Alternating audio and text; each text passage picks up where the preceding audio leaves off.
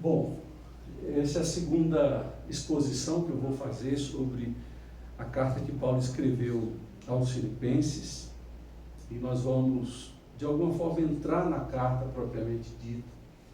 E eu vou deixar aqui, vou pedir para que vocês deixem abertas suas Bíblias aí do versículo 1 ao versículo 11º. São 11 versículos que a gente quer hoje, de alguma forma, bem rápida, mas sem pressa, falar sobre esse texto.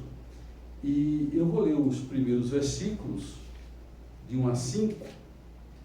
O apóstolo Paulo começa a carta dizendo: Paulo e Timóteo, servos de Cristo Jesus, a todos os santos em Cristo Jesus que estão em Filipos, com os bispos e diáconos, a vocês graça e paz da parte de Deus, nosso Pai, e do Senhor Jesus Cristo.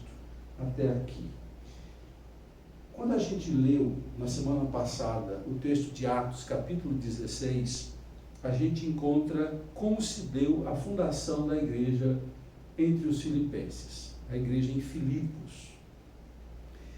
E há um episódio muito dolorido ou doloroso para o apóstolo Paulo, porque ele é humilhado, depois de ser acusado, ele é exposto, ele é surrado, preso, tratado como um malfeitor, é colocado na sala VIP da cadeia, no sentido do pior lugar para se estar. Os seus pés vão para o tronco, e este homem, juntamente com Silas, um dos seus companheiros de viagem, eles são assim colocados. Diz a palavra que, na madrugada, eles começaram a cantar louvores a Deus. E todos os presos que ali estavam, ficavam em silêncio, escutando e ouvindo tudo o que acontecia. E quando eles oraram e cantaram, as portas se abriram, Deus agiu, um terremoto veio e as portas da prisão se abriram. As cadeias de Paulo caíram. E a pergunta que o carcereiro fez, depois de ver tudo aquilo, foi: senhores, o que devo fazer para ser salvo? Foi tão impactante ver como alguém que tinha tudo para se queixar, murmurar, reclamar, encontrou razões e motivos para adorar, com vergões nas costas, na escuridão da noite, na humilhação pública. Lá estava aquele homem adorando a Deus. E nós precisamos aprender a entender que a alegria está no Senhor e não nas circunstâncias. Quando Neemias diz: a alegria do Senhor, a nossa força, é porque Deus é a nossa alegria. Há outras fontes de alegria, mas se a gente tem Deus, esta é a nossa maior alegria. Juan Sebastian Bach, ele fez uma música que todos que conhecem a obra dele conhecem, que é Jesus, a alegria dos homens. É essa presença que traz paz e traz alegria, que nos leva a adorar, louvar, orar e prosseguir. Quando dentro de nós a gente já quer desistir ou já desistiu. Essa capacidade de se alegrar que foi um marco na fundação dessa igreja. E depois de 10 anos, Paulo escreve essa carta. Paulo está preso, mais uma vez. Paulo está preso em Roma. Nessa ocasião, Paulo está preso na cidade de Filipos, quando as portas se abriram, houve um terremoto e ele louvou a Deus antes disso acontecer. Paulo está em Roma. Os estudiosos dizem que já havia passado 10 anos da fundação até o momento em que Paulo escreve esta carta aos Filipenses. E ele volta a falar de alegria. Há uma igreja que estava sendo perseguida, sofrendo grandes desafios. Ele vai falar do tema alegria. São 16 vezes que o verbo e o substantivo são mencionados como alegria, regozijar ou termos similares. 16 vezes em 4 capítulos. Isso significa 4 menções à alegria para cada capítulo. Ou é mais? Não é, 4. 4, 8, 16. Então, é um tema principal, eu diria, dessa carta, é o tema alegria. E, sobretudo, a alegria conforme Paulo vivenciou na fundação daquela igreja. A Bíblia diz que eu posso ter uma paz que excede o entendimento, sentir paz quando não era para ter paz. E aqui Paulo está ensinando que eu posso ter uma alegria quando eu não tinha motivos, eu não tenho motivos para ter alegria externa. E eu, na comunhão com o Senhor, sendo visitado por Ele, tenho o que Pedro chama na sua primeira carta, no capítulo 1, de alegria indizível do Espírito Santo. Blaise Pascal, um matemático famoso, ele escreveu um relato de um momento de comunhão com Deus, que ele disse que teve, experimentou a alegria indizível que Pedro menciona na primeira carta, e esse momento foi encontrado no forro do seu paletó. Uma alegria que não estava em condições de ser avaliada nem quantificada, dada a profundidade e da mesma forma que João, quando falou do amor de Deus, que disse que Deus amou de tal maneira, ele não encontrou uma palavra que desse a dimensão desse amor, então ele joga uma palavra, junta duas palavras de tal maneira, que ele não sabe dizer como e o tamanho, mas ele tenta de alguma forma dar uma cara de quantificação. E Pedro vai dizer da alegria indizível, capaz de ser expressa em palavras. É algo que só é sentido e experimentado. Quando a gente pega lá em Gálatas 5, o fruto do Espírito, o fruto do Espírito é, você lembra qual o primeiro? A alegria, não? Vem aí, tira dúvida para mim. Mas a alegria é um fruto, é um gomo desse fruto. 5:22, Gálatas 5:22. O amor, eu acho que, estou na dúvida se é alegria, mas a alegria é o segundo. Qual o primeiro? Amor? Amor. Paulinho tem razão. Então a alegria o Espírito Santo produz e promove dentro de nós. E Paulo ele inicia, eu quero de alguma forma olhar versículo por versículo, o ensinamento aqui é algo profundo que nós temos a aprender. A gente que tem estudado algumas cartas de Paulo, a gente estudou Gálatas primeiro, depois fomos para 1 aos Coríntios, 2 aos Coríntios, Romanos, cartas essas muito difíceis de estudar, porque Paulo enfrentava problemas de toda a ordem, primeiramente com os judaizantes, que queriam trazer um evangelho diferente daquele que ele estava pregando, e desviando o povo do verdadeiro evangelho, querendo trazer Moisés como parceiro de Jesus na salvação. Eles diziam, os judaizantes, Jesus sozinho não é capaz de salvar o pecador, ele precisa de Moisés, cumprir a lei e crer na obra de Jesus. Essa era a mensagem dos judaizantes, sem falar nas exigências de circuncisão, de guardar festas e coisas parecidas. Se os judaizantes tivessem vencido aquela disputa, nós de alguma forma estaríamos com um tipo de judaísmo e não com o cristianismo. E Paulo escreve com dor uma igreja como Corinto, como os Gálatas, se desviando de tudo que fora proposto inicialmente por ele, andando por outros caminhos. Nessa carta que Paulo relaxa, existe afetividade, existe gratidão, existe boa lembrança, existe paz no relacionamento entre eles. Aí Paulo inicia dizendo, Paulo e Timóteo, servos de Cristo Jesus. Olha como Paulo introduz. Se a gente lembrar do que a gente falou, das outras introduções, das outras cartas, Paulo fazia questão nas outras cartas de dizer, eu, Paulo, apóstolo do Senhor Jesus Cristo, não pela vontade de homem, mas pela vontade de Deus. Você lembra que nas outras igrejas, nas outras circunstâncias, nas outras cartas, Paulo estava lutando para dizer, eu sou apóstolo de Cristo. Estão me acusando de que eu não sou apóstolo de Cristo, mas eu sou. Nessa carta, na carta ele não diz que é apóstolo. Está lá. Paulo, servo de Jesus Cristo. Porque todos ali sabem do apostolado, do que ele era e em nome de quem ele falava. Ele não tinha essa questão nessa igreja. Era uma igreja que olhava para ele, via a autoridade, via a reputação, via que ele era um servo de Deus. E o termo servo de Deus aí, que é escolhido por Paulo, ele diz Paulo e Timóteo, não que Paulo seja apóstolo, mas era o parceiro principal de Paulo. Das cartas que Paulo escreveu, que foram 13, em 6 delas, Timóteo é mencionado como cooperador. Então era alguém importante. Sem falar que 2 cartas que nós temos no Novo Testamento, Paulo escreveu a Timóteo. As 2 cartas a Timóteo. Então era alguém muito próximo, era alguém que Paulo iria enviar para Filipos, para ser pastor naquela igreja. Por isso ele então coloca como autores da carta. Alguns dizem que Timóteo escreveu a carta. E diz que eles são servos. O termo servos é o termo que Moisés escolheu para falar de si.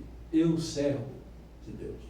O servo tem a primeira característica de ser comprado. Jesus nos comprou para sermos servos dele. Não mais servos do pecado e não mais servos do diabo, mas servos de Cristo. Doulos. Nós somos servos comprados. Segundo, pertencemos a ele. A ideia de pertencimento. Nós somos dele, remidos e comprados por ele. E também a ideia de servo tem a compreensão de que a gente está para servir a Deus e não ser servido dele. Mas esse lado de fazer algo para Deus está embutido nesse termo servo. E Paulo diz a todos os santos em Jesus Cristo que estão em Filipos. O termo santo aparece, como em Corinto aparece, é uma forma de falar todos aqueles que creram são santos. E aí não tem a ideia de qualidade, tem a ideia de sofrer uma ação. Deus santificou, Deus separou para ele aquele que creu.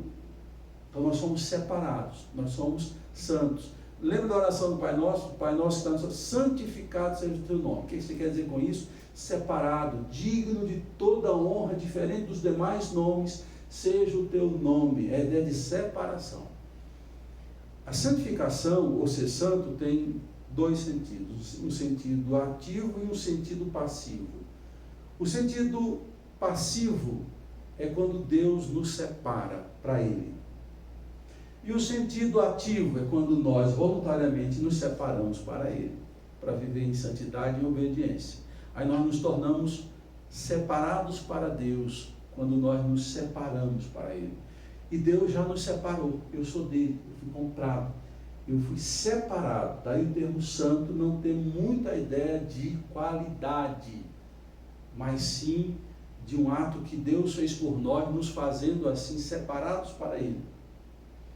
Depois é que vem a ideia de qualidade. Quando a gente se santifica, quando a gente é ativo nesse processo, a gente vai obtendo qualidades. Mas essas qualidades não são para nos fazer ou nos achar superior a ninguém. Só tem qualidade na santificação, nessa separação, quando a gente é para Deus e não para disputar com ninguém, quem é mais crente, quem fala mais em língua, quem não fala em língua, quem tem visão mais, quem não tem visão. Isso aí é disputa, isso mostra que não existe santificação. A santificação verdadeira nos leva à humildade, ao amor, à compreensão, a saber lidar com o diferente. Isso sim que é a verdadeira santificação.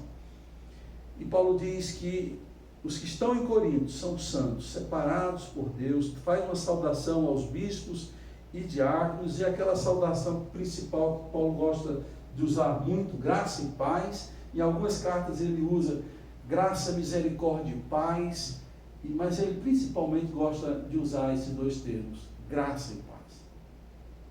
A graça é o que a gente recebe, graça é o que a gente recebe sem merecer.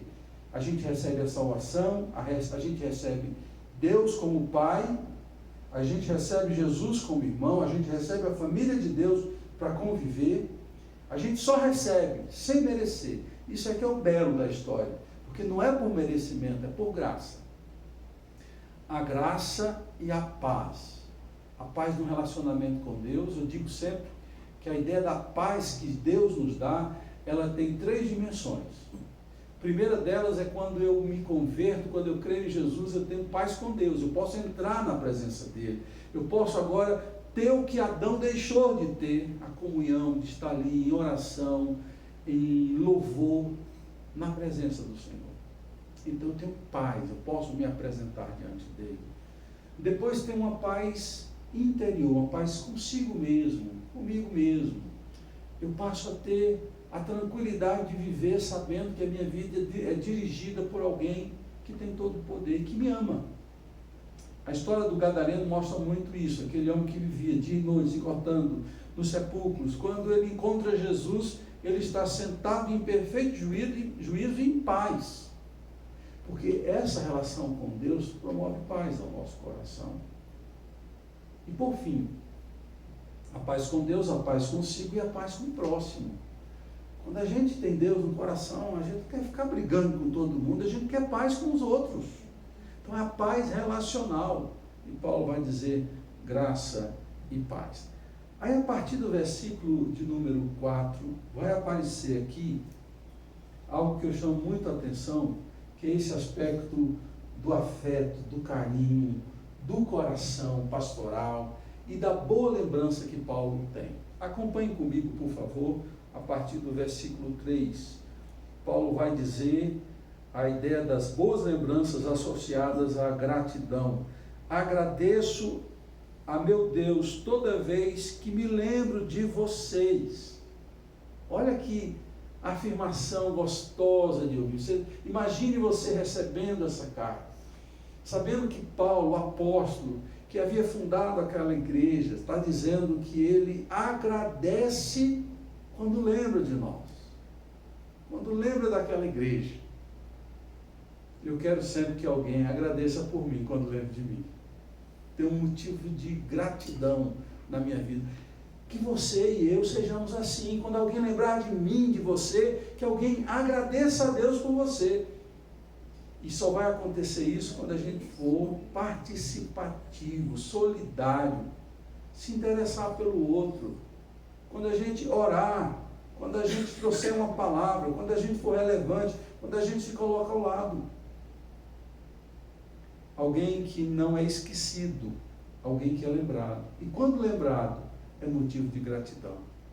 Então, para mim, isso é muito bom ler. E também ler o que está aí na sequência. Em todas as minhas orações em favor de vocês, sempre oro com alegria. Olha a afetividade que Paulo fala aos membros daquela igreja. Ele fala de lembrar e gratidão e diz toda vez que ele ora, ele tem alegria de orar por eles. A gente ser fonte de alegria. Não é ser só brincalhão. É ser gente que faz bem. Tem gente tóxica. Mais ou menos isso. O Fernandinho até tossiu aí, né? Então, tem gente que traz paz. Alguém que traz alegria. E Paulo vai dizer assim, que não há só gratidão quando há lembrança, há oração e alegria. E ele vai dizer qual o motivo da alegria no versículo 4. Aquela igreja foi cooperadora no trabalho em outros lugares. Paulo vai dizer, versículo 5, por causa da cooperação que vocês têm dado ao Evangelho, desde o primeiro dia até agora, estou convencido de que aquele que começou boa obra em vocês vai completá-la até o dia de Cristo Jesus. O que acontece no contexto? Quando você lê a carta inteira, você vai descobrir que um cidadão que era ou pastor ou líder principal dessa igreja, chamado Epafrodito, visita Paulo na prisão em Roma e ele leva donativos, recursos financeiros para Paulo. E Paulo recebe aquilo com alegria e vai dizer e dá o testemunho que não foi a primeira vez, que eles foram cooperadores sempre com o apóstolo Paulo. E se você lembra da carta de Paulo aos Coríntios, na segunda carta, Paulo vai esfregar na cara dos coríntios que os da Macedônia, na sua pobreza, deram mais do que eles, que tinham uma condição financeira melhor. Ele diz, olha, aqueles da Macedônia estão dando um show de generosidade e de riqueza de alma. Não riqueza financeira, mas riqueza de alma, porque eles dão com generosidade. Então, a história dessa igreja, a gente vai pontuar, Paulo vai sempre agradecer, porque essa igreja de Filipe é bem participativa na contribuição financeira. E Paulo fala aqui e alega, dizendo que desde o princípio eles são cooperadores do Evangelho. E ele vai dizer outra coisa que eu acabei lendo no versículo de número 6, ele fala da obra de Deus em nós e a obra de Deus na igreja. E aqui esse versículo 6, que muitos de nós já usou em algum momento, quando diz que aquele que começou boa obra em vocês, há de completar no dia de Cristo Jesus. Quem é aquele que começa uma boa obra? É Deus. E aqui diz muito a respeito de Deus, porque o Deus que começa, ele não deixa a obra no caminho pela metade. É um Deus que começa e termina a boa obra. Não as obras que são dispensáveis na nossa vida, mas a boa obra, aquela que vai trabalhar no meu caráter, nos meus propósitos de vida, na minha busca por Deus, de crescer, de amadurecer, de ser profícuo e assim por diante. Essa boa obra de mudança do nosso caráter, do nosso ser, no sentido de amadurecimento, Deus vai começar e vai terminar. E aí vem a primeira menção ao dia do Senhor, até a vida dele. Quando a gente se coloca, o esforço nosso é inicial, mas a completude é divina. Deus sabe que a gente não tem como fazer sozinho, então Ele quer um primeiro passo. O primeiro passo de Abraão foi obedecer. Sai da tua terra e vem para uma terra que eu te mostrarei. Abraão foi. Mas você pensa que o primeiro passo foi o de Abraão? Foi, mas o segundo, Deus deu condições para Abraão continuar e chegar à terra prometida. Então isso fala muito sobre Deus e fala da nossa participação, para ver a obra de Deus se cumprindo em nós. Às vezes é um pedido que a gente tem que colocar diante de Deus. Continue orando, vá até o fim, prossiga, não desista.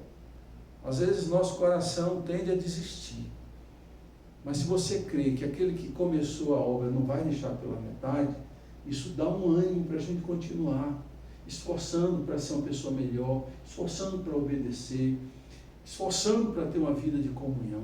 E eu falo esforço, parece que é uma carga. Não é que estou falando de carga. Quando a gente vê da igreja primitiva de Atos, fala assim, eles perseveraram. O que é perseverar? É esforçar, gente. É outro termo para esforço. Eles esforçavam em quê? Na comunhão, porque comunhão não é fácil. No partir do pão, nas orações, eles iam perseverando na doutrina dos apóstolos. Tem que haver um compromisso, senão a gente não vê a obra acabando. A gente deve saber que aquele que começa a boa obra termina. E o versículo 7, Paulo vai dizer: é justo que assim me sinta a respeito de todos vocês, uma vez que os tenho em meu coração, pois quer nas correntes que me prendem, quer defendendo e confirmando o Evangelho, todos vocês participam comigo da graça de Deus. Quando vocês oram por mim, quando vocês investem em mim, vocês estão comigo fazendo a obra de implantação e divulgação do Evangelho. Esse é um fato que a gente precisa recorrer a todo instante e saber. A gente está numa obra magnífica de que é pregar o Evangelho de Deus a toda criatura, para que eles venham a crer no amor de Deus. Eu gosto muito do que Paulo fala aqui, dessa profundidade da obra, porque quando Paulo está preso, ele está tendo a oportunidade de falar para o imperador, e fazendo isso, ele vai defender o Evangelho e confirmar o Evangelho. O defender tem a ver com argumentos. Deixar claro o conteúdo do Evangelho, como Paulo fez diante de Agripa e de tantos outros, e pôde falar para o imperador Nero. Paulo esteve diante de Nero, defendendo o Evangelho e confirmando. O que é confirmando? Dizer: o que está aqui acontece, podem ver. Famílias restauradas, o poder de Deus agindo e as coisas acontecendo. Então, isso é muito importante para que a gente tenha essa percepção. E no versículo 9, Paulo vai dizer: esta é a minha oração, que o amor de vocês aumente cada vez mais em conhecimento e em toda percepção, para discernirem o que é melhor. O amor que cresce, sobretudo, é um amor que amadurece. Não é amor que vive de suspiros, mas é um amor que vive de maturidade.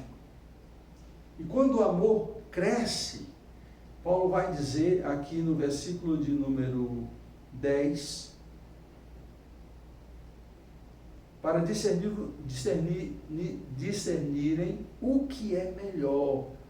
O amor sabe o que é melhor. O amor não busca o seu próprio interesse. Paulo vai dizer isso na carta aos Coríntios.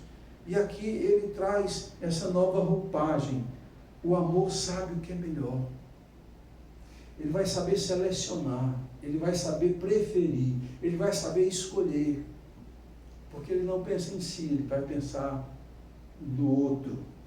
E é interessante que Paulo, quando fala isso, ele vai dizer no versículo 10, que esse amor tem como alvo escolher o que é melhor para ser puro e irrepreensível até o dia de Cristo.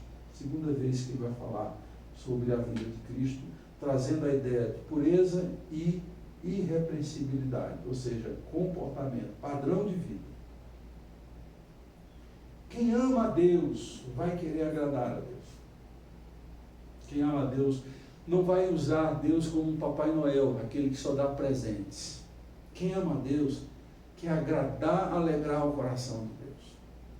Daí ele dizer que quem ama a Deus procura o que é melhor e procura pureza. Mais na frente, Paulo vai dizer um versículo que é muito conhecido: tudo que é puro, amável, de boa fama, se houver alguma virtude, seja isso que ocupe o vosso pensamento. Então Paulo vai dizer: cuidado com a sua mente. Mais na frente a gente vai poder falar mais aprofundadamente sobre essa ideia do pensamento, do que deve existir dentro de nós como emoções e pensamentos, porque o que a gente pensa e sente está intimamente entrelaçado. Intimamente entrelaçado. E aí ninguém sabe quem vem primeiro. Há um grupo que diz que quem vem primeiro é o pensamento, depois vem a emoção. Outros dizem que é a emoção, depois vem o pensamento. Parece que é um ciclo sem fim. Eu não vou bater martelo, mas eu sei que muitas vezes o sentimento gera pensamentos. E isso vira uma roda, né? E o pensamento vira sentimento. A questão toda é o que eu permito que esteja na minha mente e como eu posso dizer não a certos sentimentos que trazem o mal ao meu coração, que me fazem me comportar de forma equivocada. E aí tem um grande problema, que a gente sabe. O que a gente pensa, o que a gente sente vai virar comportamento. Ou a ausência de um comportamento positivo. Aí a gente pode se isolar, a gente pode se esconder, a gente pode se anular, ou a gente pode se sabotar. Porque pensamentos e sentimentos geraram comportamentos ou ausência deles, em sentido positivo, produtivo. Porque a gente é dominado por aquilo que pode nos paralisar e impedir o nosso progresso, tanto espiritual quanto operacional. Então isso é muito importante que a gente pense e tenha compreensão. E aqui Paulo vai dizer, já no versículo 11, que quando a gente tem essa vida pura e irrepreensível, nós estamos cheios do fruto da justiça, fruto que vem por meio de Jesus Cristo para a glória e louvor de Deus. Eu não sei quantos lembram do que Jesus disse em João capítulo 15. Mas em João capítulo 15, Jesus vai dizer que nós devemos produzir muitos frutos. Não alguns frutos, mas ele é enfático em dizer muitos frutos. Nós não somos árvores decorativas. Existem árvores decorativas que são belas e elas não produzem frutos comestíveis. Por exemplo, no Salmo 62 diz que nós devemos ser como um carvalho de justiça, remetendo à capacidade de resistência de um carvalho. Mas quando Jesus fala da vida cristã, em termos de ações, de produtividade, ele vai usar a videira verdadeira, vai usar aqui claramente a ideia de uma parreira que produz uvas, muitos cachos, muitos frutos. Ele vai dizer, aquela que não produz fruto, ele vem, o ramo que não produz frutos, ele vem e corta, porque Deus quer nos ver frutíferos e produtivos. E uma coisa que eu gosto muito da ideia de uma árvore produtiva e frutífera é que a árvore, quando produz, ela nunca produz para si mesma. Você nunca vai ver uma árvore pegando o seu galho e comendo um fruto dela. Nunca. Ela produz para outros. Ela dá sombra e ela produz para outros.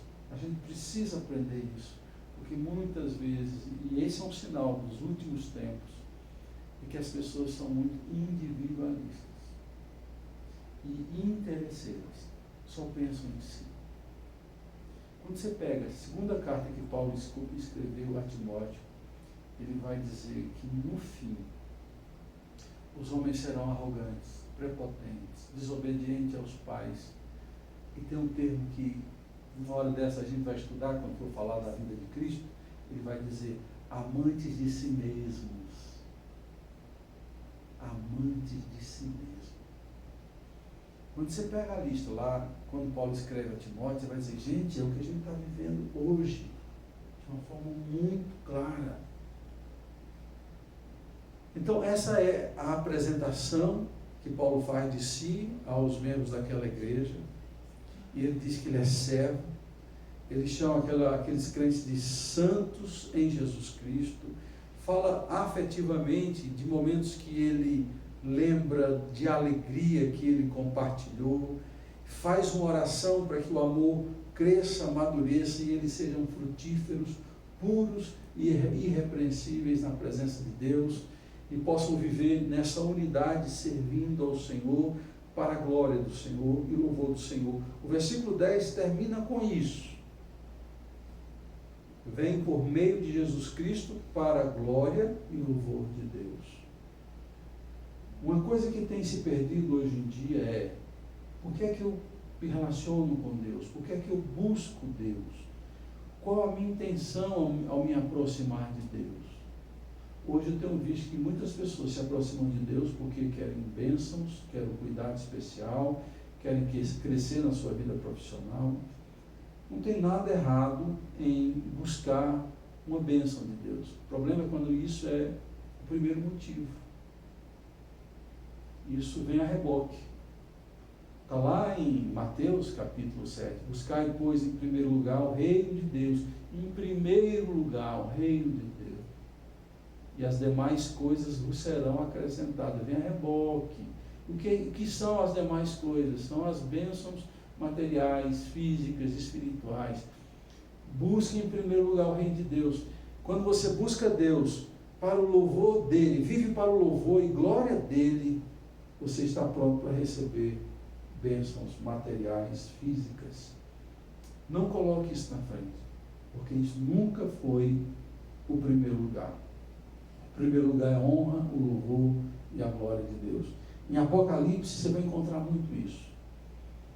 Em Apocalipse você vai encontrar muitos momentos de adoração, os anjos adorando, os 4 seres viventes, os anciãos adorando a Deus, e todos diz a honra, a glória, o poder, sempre Deus é exaltado em primeiro lugar, nunca é a necessidade do homem que é exaltada, sempre é a glória, a honra, o poder que é dele, sempre é o seu nome que é santificado, e depois vem a nós.